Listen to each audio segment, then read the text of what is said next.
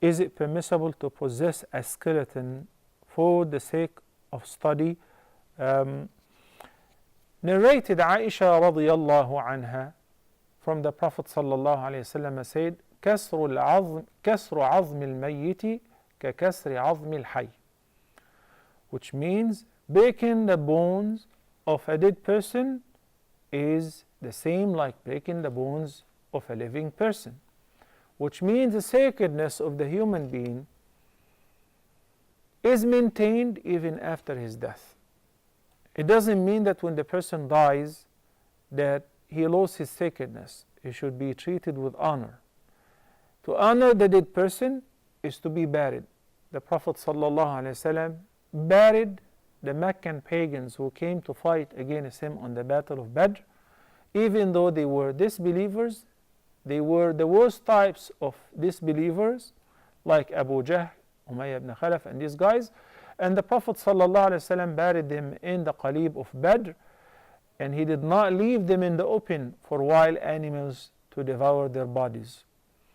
So for a believer, it is more worthy to respect their bodies after their death the same way we respect their bodies while they are alive.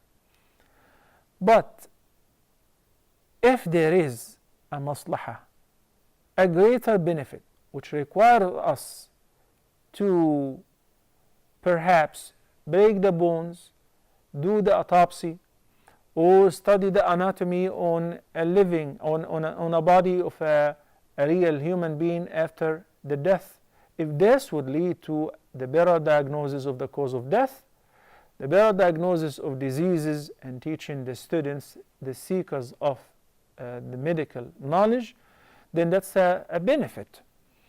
And there is something in the sources of legislation which is called the benefits. So based on the benefit-risk ratio, the scholars said if a woman died and she was pregnant, and there is a possibility that if they cut open her stomach and the womb, that they may rescue the fetus and he would live, then it is permissible. In other conditions it is not permissible, but because of a bigger benefit. So based on the benefit-risk ratio, it is permissible.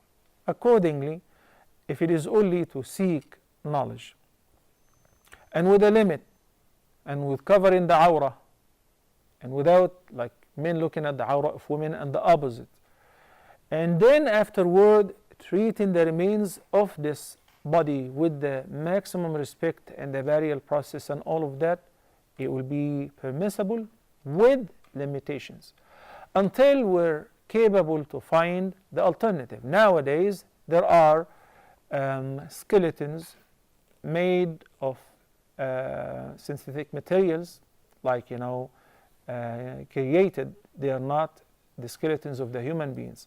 If it would fulfill the purpose, then it is not permissible to keep at home or in your drawer or closet the bones and the skeleton of a human being.